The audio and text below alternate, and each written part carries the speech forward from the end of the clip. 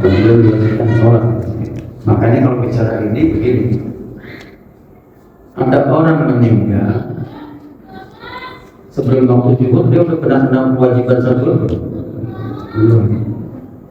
Tapi kalau dia meninggal mungkin setelah masuk zuhur, maka dia punya kewajiban sholat. Meninggalnya misalkan jam berapa sekarang? Jam 12 kurang. Dia meninggal jam 12, tapi dia udah wajib. Tadi ya saya lupa mau minta Al-Fatihah. Tadi Profesor Sultan Syah meninggal sebelum Jumat. Beliau ini belum kena wajib sholat Jumat. Gitu lah ya. Kita doakan ya, mudah-mudahan beliau Usul Khotimah, itu banyak muridnya ya, di Lampung banyak mas senior. Dan juga kemarin saya dapat informasi adanya pemukri Pak Muhammad Yusuf lurah yang di mana, di jauh ya, kita pernah beli sapi berkorban. Kita doakan doa-doa mudah-mudahan Usul Khotimah dari Al-Fatihah. Oh, sudah nasyarakat Bismillahirrahmanirrahim. Iya,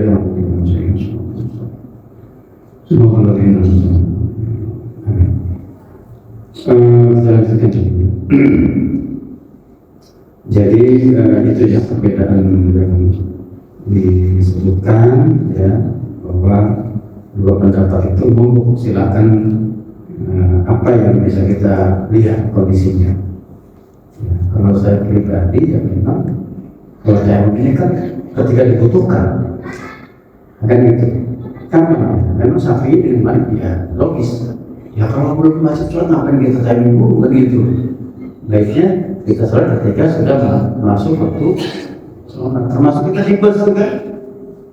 Pas subuh bus belum di rest area gitu kan, gimana bisa dia betul. Ketika kita masuk rest area oleh jam 7, ya supir nggak mau tahu kan. Tapi kita ambil sholat, tayang. Syaratnya sudah waktu subuh. Gitu loh. Jangan sebelum subuh ini kita tayang duluan. Kalau saya logis juga Imam Syafi'i dan Malik. Jadi apa? Kita tunggu dulu turun wajibnya sholat. Kapan? Ketika sudah masuk waktu. Gitu kan? Nah, ada yang mau nanya sampai sini? Oke, silakan. Ada ini kan miliknya kalau lebih. Yang memang pada samping itu. Seperti perjalanan kita kalau pakai bis, pertama waktu kalau sudah waktu subuh, waktu sholat subuh sudah sampai kita sholat, nah kita nggak tahu waktu mau berhentinya kapan gitu. Nah, pas waktu berhenti masih dalam waktu sholat subuh. Iya, kalau diulang gitu. Iya, apakah terus kedua kalau kan syarat sahnya tayamum itu kalau tidak ada air. Tapi kadang kita ada air di botol, di air minum. Nah itu apa syarat tayamum itu? Iya. Jadi kalau kita nggak tahu kapan berhenti itu bus, kita kan jaga sholat supaya tidak lewat. Sholat itu sebetulnya cukup, nggak perlu pulang. Kalau kita pulang berarti nggak sah dong. Kita sholat tadi nggak sah. Nah kecuali ada nanti kita temukan syarat yang ketika airnya nggak ada gitu kan, masih waktu zuhur tuh kita udah sholat tayamum, tapi ada air. Nah ini malah diulang, bulu-bulunya ada gitu loh. Itu ya. Tapi kalau udah begini nih, kondisi kita udah di jalan, ya kita juga nggak dapat informasi yang jelas kapan sampai di situ di tempat rest area atau tempat tujuan kita.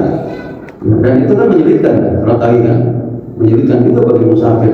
Maka saya melihat nggak perlu sholatnya sudah cukup. Dan saya amalkan begitu, makanya ulang lagi sholat gitu. Iya kan? Terus yang kedua, kalau ada air cukup buat minum, ya jangan wudhu dengan air. Meskipun Nabi mengajarkan, nah ini ada dua pilihan. Pertanyaan saya, bisa nggak kita wudhu di bus pakai air? Coba aja wudhu, gomelin sama kenek itu. Bisa diturunin kita, sampai ini jadi kerjaan baru buat kenek ini kan. Pesawat itu kan nggak bisa, mau bisa tayang nggak tuh wudhu kita di pesawat di kamar mandinya nggak boleh kan? Ketahuan Anda pasti nanti diklaim melanggar. Maka kalau menurut saya ya Air yang ada itu memang ada Nabi ajarkan namanya wudhu minimalis. Wudhu minimalis itu kan cuma anggota wajibnya, cukup diusap dengan air kan. Misalnya apa, muka nggak perlu kumur kan, cukup muka, tangan, sama sebagian kepala, sama kaki kan itu, yang minimalis dan boleh. Cuman kondisi itu kan nggak mungkin kita kerjakan. Itu satu. Kedua, ya sebetulnya kan lebih kayak tabzir. Kita butuh air buat minum. Jadi jangan berpikir wah nanti nggak sana. Di sinilah kita dicoba, ya dicoba. Kita ini matang nggak dengan keyakinan ilmu kita. Kalau anda nggak yakin, berarti ilmunya belum matang. Ngerti nggak? Lu udah ya kita lu nggak ada air cuma buat minum doang. Kenapa maksain? Gitu loh. Kalau posisi kita berada di bus. Kalau memang ternyata ada kemungkinan ada penjelasan dari kondektur ini nanti kita akan turun di waktu ini. Nah itu lain cerita. Tapi saya pernah ngalamin ya waktu saya haji ke umroh. Di rest area entah di mana itu antara Mekah Madinah itu nggak ada air. Nggak ada benar. Rest area zaman dulu tahun 90-an, kalau sekarang sih insya Allah tahun 90 pernah. Nggak ada airnya, waduh, sebetulnya mungkin bagi yang bermasalah. Ya terpaksa kayaknya. Gitu ya, ada air buat minum, iya kan? Apalagi di rest area di Solo itu ya padang pasir, mana ada kampung jarang gitu. Maka dalam kondisi ini kita ambil mana yang lebih mudah dan yakin. Ini jadi masalah kita ragu karena nggak yakin. Tadi nggak matang ilmu kita. Ya, gitu ya. Jadi Bismillah, Insya Allah. Kalau sudah ada ilmunya diajarkan ke amal. Ya, lagi mau nanya. Silakan. Bismillah. Hah? Oh iya. Bagaimana batasan najis pada saat kita melaksanakan tayamum dalam kondisi badan kita tidak sehat, karena tidak sehat. Kadang-kadang orang mengatakan lebih baik sholat daripada tidak walaupun begini. Jadi apa? Jadi begini. Imam Syafi'i pernah berfatwa. Ketika orang nggak bisa pakai air karena sakit, dan dia juga nggak bisa pakai debu karena alergi, ya. Tapi sholat nggak boleh tinggal. Nggak boleh tinggal, teman. Maka kata Imam Syafi'i boleh orang sholat fakir tolong orang yang kehilangan dua alat suci, nggak bisa wudhu, nggak bisa tayamum, sholat kan? Kata dokter, ibu pakai air parah, pakai debu juga lebih parah. Misalkan begitu kan nggak ada bedanya, orang lagi sakit. Apa yang kita lakukan?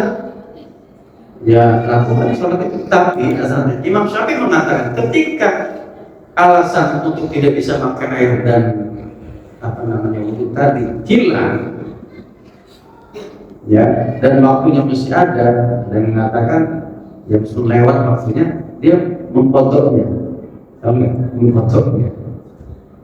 Karena sholatnya dia tanpa wudhu dan tayamum itu ihtiraman di waktu sholat, hanya menghormati waktu sholat, bukan sahnya. Paham sampai sini.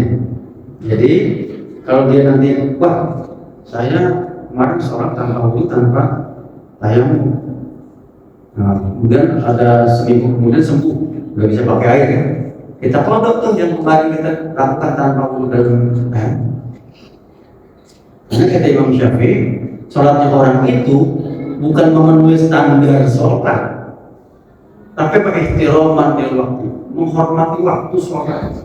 Karena haram hukumnya seorang muslim ya meninggalkan sholat gitu tanpa ada larang, kecuali yang perempuan datang bulan nifas. Tapi kalau kita itu yang meninggalkan sholat itu dosa, dan dosanya luar biasa. Nggak sholat, kita nggak sholat. Bahaya banget.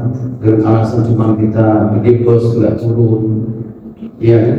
Pesawat kita nggak tahu waktu, jadi nggak boleh remeh dengan semua. Nggak boleh remeh. Kalau yang pesawat itu kan nggak tahu mana, kadang perbedaan waktu negara, kadang bingung kita kan. Ya Anda sholat di waktu di mana Anda ada, gitu. Jangan pakai waktu apa ya yang sebelumnya. Ya kadang nggak ketemu lagi, misalkan di Saudi kita sholat zuhur, mau ke Indonesia sholat zuhur lagi nggak? Gitu. Apa ketemu mana? Ya artinya tetap dilakukan. Itulah sebabnya agama kita menyarankan bagi mereka berusaha menjamak supaya mengurangi kesulitan dia berjalan, gitu kan? Apalagi perbedaan waktu itu jauh ya, ada yang 6 jam ya, iya kan? Kayak kita dengan Eropa itu kan jauh ya, 8 jam ya masalahnya, 8 jam setahu saya. Jadi kalau kayak begitu gimana? Itu ikuti aja. Ya dijamak ya. Jadi intinya kalau memang kita kesulitan, nah bicara ada najis di badan kita, najis itu tugas kita hanya membersihkan yang kita tahu, jangan menduga-duga, jangan mengira-ngira. Makanya kalau ada air basah, ada basah di ini, jangan dikulik, tahu kulik, dicium-cium, apa nih, nggak usah. Soalnya bukan najis, kecuali jelas ada kotoran, nah itu kan kita bersihin. Jadi jangan dikulik, jangan dikulik. Ya termasuk Nabi itu pernah di perjalanan gitu, ada sumur kan, sumur itu di pinggir jalan, iya kan? Yang namanya sumur pinggir jalan di padang pasir, ada hewan minum nggak di situ? Pasti ada. Katanya yang rumahnya dekat sini, yang nunggu sumbernya jangan kasih tahu tadi malam apa aja yang mampir di sini. Udah, Bismillah, kamu pakai aja, gak usah ngulik. Oh, ini kerjaan kita ini nambahin ngulik, dibeli. Waktu diulik ternyata oh iya, oh jangan diulik. Cari masalah. Termasuk makan, benar loh. Makan kamu di restoran nih, diulik tuh, ini daging babi apa daging ayam gitu, jangan makan. Udah. Nanti kalau ada ragu maka jadi haram, ya, paham nggak? Gitu loh, nggak usah. Kita ini aja berhusnuzon di situ, kecuali daerahnya memang kebanyakan makanan tidak wajib curiga kalau begitu. Tapi kalau di Gudaya Sutarame dikasih besek daging, ya jangan berpikiran yang aneh-aneh. Jangan-jangan bukan sapi ini, aneh itu mulik. Najis nggak usah diulik, kecuali kita tahu persis. Sampai kentut pun Nabi atur, ajarin nggak? Kalau kalian, nah kan gitu, kalau kalian merasa tidak ada ya bau, ya ada sesuatu yang keluar, ya sudah bismillah, nggak kentut ya. Iya kan? Perut saya bersuara, kentut enggak pertanyaannya. Ya kentut kan cuma dua, pertama keluar bersuara atau enggak kan gitu. Makanya kan Nabi nyampaikan, coba di kiri kanannya mencium enggak? Kalau kentut suara kayaknya susah deh. Paling kentut yang diem-diem itu yang dasar gitu ya. Membuat orang mabuk kiri kanannya. Ya, maka Nabi ngukurnya gitu, kiri kanannya aman nggak? Udah ada respon nggak enak kok, berarti kentut kamu. Iya kan? Ini masalah kita diberikan kemudahan, jangan mengulik terus. Sudah bismillah. Dia ada saya hanya nggak ada najis, udah. Tahu kan? Wudhu kalau nggak bisa wudhu tayamum, udah bismillah. Nggak bisa tayamum, nggak bisa wudhu, ya kita tadi tetap sholat. Tapi nanti sudah bisa mengkodok namanya. Mengulangi sholat itu. Udah ada lagi yang mau nanya? Ya di sini lah kalau kita belajar. Oke, kita lanjut terus. Fi sifat ahli tohar, kita lanjut. Berapa isinya? Ya, amma sifat itu araf yang ta'alaq biasa masalah yang qaidah juga. Ada sifat tentang tayammum kita. Ya. Tentang bagaimana caranya tayamum. Yang pertama, ittaqullahu fi haddil aidi allati amruhu bi masjidit tayamum. Nah ini. Pertama, batasan tangan yang diusap tayamum, batasan sampai mana? Pertama, famsahu bi wujuhikum wa aydikum minhu ala arba'ati aqwal. Tangan doang ini ada 4 pendapat. Tangan tayamum itu seperti apa? Batasannya mana? Al-qaul al-awwal anna al-hadd al-wajib fi dzalika huwa al-hadd al-wajib bi ainihi. Yang pertama, tangan di tayamum sama dengan tangan di wudu. Artinya dari ujung jari sampai siku. Sama persis. Bahwa adalah marafiq, bahwa masyhur madhab wa bi ulama. Ini kebanyakan ulama termasuk Imam Syafi'i. Wal qaul tsani, pendapat kedua, anal fardu huwa masuk kaffi faqat. Nah, yang kedua pendapat yang fardu itu cuma telapak tangan tok nih, punggung telapak tangan. Yang lainnya bukan fardu. Ini pendapatnya ahlu zahir, Imam Daud-Zahiri dan ahlul hadis. Nah, ini yang pakai riwayat Imam Bukhari. Ini Bukhari pernah mengeluarkan hadis itu bahwa Nabi cuma mengajari cukup ini aja yang dikasih tangan itu, nggak perlu dari sini ke sini, gitu. Yang mengatakan dari sini ke sini kan menyamakan dengan wudu, ya, ketika mengusap tangan, membasuh tangan.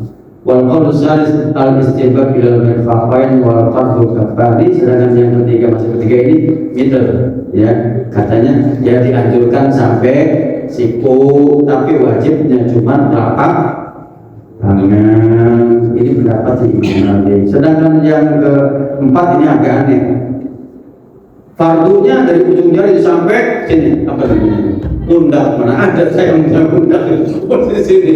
Waduh, ini syaz, enggak dipakai. Tapi ada yang pendapat begitu.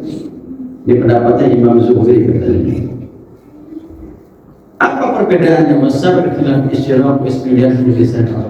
Permasalahannya sederhana. Kata tangan dalam definisinya orang Arab berbeda-beda. Tangan doang, udah kan? Iya kan?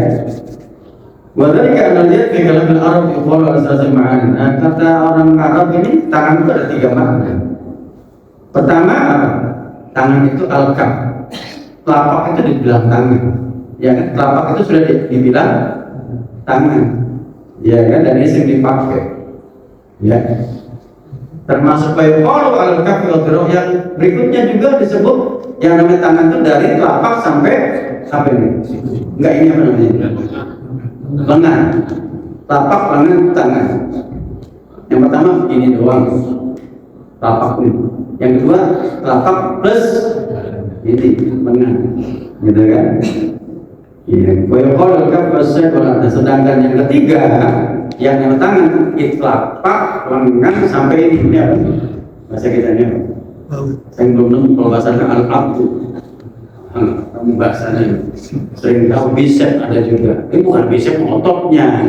Ininya apa coba? Nah, itulah kekurangan bahasa kita. Kalau Arab kan kapu, iya kan? Ya, terus dikatakan al-diro, ini diro. Ini al-abdu. Nah, itu Arab ada. Jadi ada 3 ya, tapak doang, tapak sama lengan, terus tapak lengan. Nah, itu tangan, gitu kan? Ada alasan yang lain, yaitu ada perbedaan riwayat. Pertama, hadisnya Ammar, ya. Apa itu?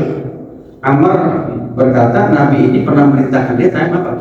Innama yakfika an tadrib biyadika thumma tanfu fiha thumma tamsah biha wajhak wa kaffaik.